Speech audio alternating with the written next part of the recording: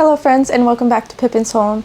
I know it's been a while since I posted. It's been a very busy season in my life, in the gardening season, in parenting, and in taking care of my home. But I do have lots to update you guys on. In fact, at the point I'm finally getting this video uploaded, it's time for me to make another video on a garden update. We have lots happening in the garden. I didn't get as much as I wanted planted this year, but I'm hoping that we can still have time for a beautiful fall garden after all of these harvests are through. Now that I'm over my sickness, I actually sound like a normal human being and not an alien creature, so I can finally make a video.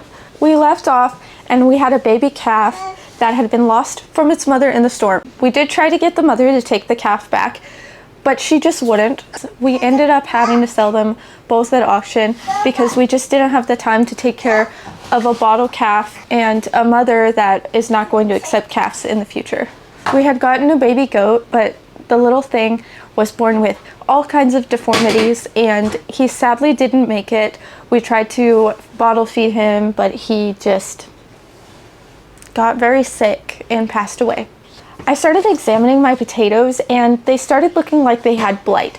So I took this time to prune them back and hope that the blight goes away. Then it came time to harvest some of the onions. The tops were falling over and they looked very ready. So I started putting them in the shed after I pulled them and they were beautiful and huge. Look at this leaf. It was like skeletonized. I thought that was so cool.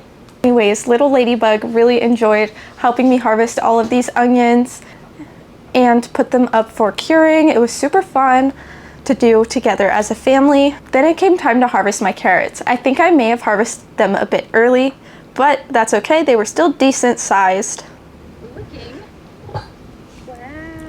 I did get one yellow carrot, which I thought was really strange. These were heirloom Chantenay red cord carrots. I don't know if they just come out as yellow sometimes or if that was a little accident. I wanted to leave one of these carrots in the ground so that I would have seeds, but the one I was going to leave, I decided to just go ahead and pull up, and this is what it looked like. My reaction was priceless. I laughed so hard when I pulled this carrot out of the ground because this is not what we would want to save for future seeds. Little ladybug also really enjoyed pulling these carrots up with me, and we did end up canning all of these carrots, and then we had an open space for planting again.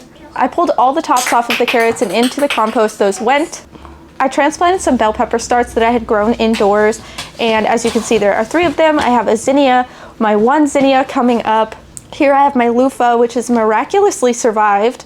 Then with some sadness, I realized that my potatoes definitely had blight and there was no stopping it. I didn't want the blight to get to the tubers, so I ended up bagging and cutting all of the greens to throw them away. I didn't even want to burn them because I didn't want to spread the spores around. This is what it looked like the next morning. I couldn't harvest them that night because storms were coming and it was about to rain. It was getting dark, but I did start digging them up and I got a good amount of potatoes, I think. I planted red potatoes, Kennebec white potatoes, and Yukon Gold.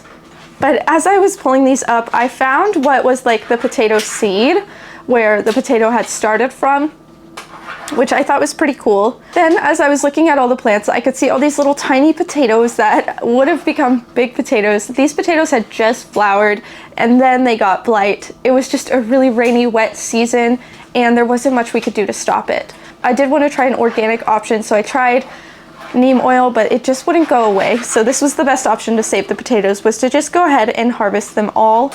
Ladybug is obsessed with my mini cherry tomato plant, my dwarf cherry tomato plant. She just plucks off the green parts and eats them anytime she can, so I was trying to keep this away from her. I eventually just gave up on that and let her take a tomato off the plant whenever she wanted, because even though they were green, she wanted to eat them. So as long as they were getting eaten and not thrown on the floor, I didn't really mind.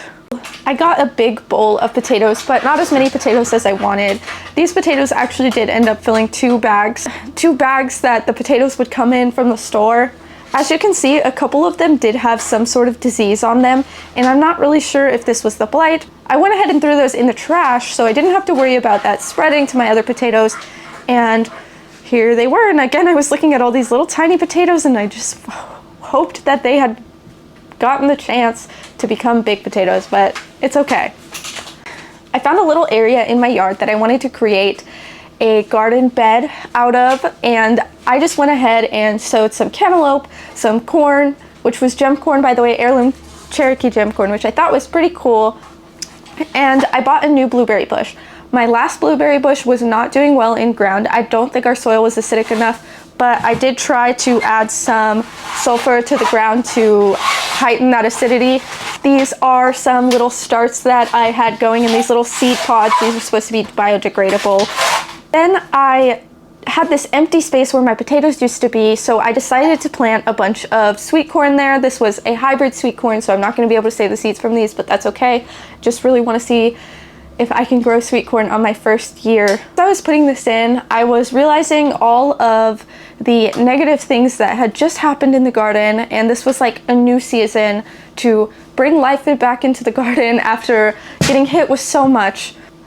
I was excited to see these corn seeds germinate and grow and become a new beginning. I don't know if I planted them too thickly, but I can always thin them out. Then I went ahead and watered them all in. I put this little metal thing back in the bed to hold it back together. It came out while I was pulling up potatoes, but no big deal. Then I had even more onions to harvest, and of course Ladybug loved coming out there and harvesting them with me, pulling them up herself. She is still learning about what's a weed and what is a healthy growing plant. I try calling them baby plants to see if she will be a little more gentle with them, but it's all a learning experience for both of us. And so I just tried to direct her to the weeds that don't need to be in the garden, because if she sees me pulling out, you know, pruning a plant, she's gonna want to help and think that, oh, I'm helping by pulling these leaves off. But she doesn't know the difference between healthy and not healthy leaves, so we're working on that. My mother-in-law started some birdhouse gourds, and she gave me one to put in my little garden, and I was so excited that I just put this thing right in the ground. This pot is supposed to be biodegradable, and I put it next to this tomato plant that I had recently transplanted. I harvested my very first ever handful of green beans, and my zinnia was looking amazing. That is pretty much it for this video. I am going to make a video showing you guys how I string my onions, because super fun, super cool way to do it. Holds up longer than braiding, so I'm gonna get to work on that video. And we are beginning a new season here at Pippin's home, and I'm really excited for you guys to come along with me. I hope you enjoyed the video. I hope you have a lovely day. I need to not look at the viewfinder, I need to look at the lens. Anyways, thank you guys for watching. Goodbye.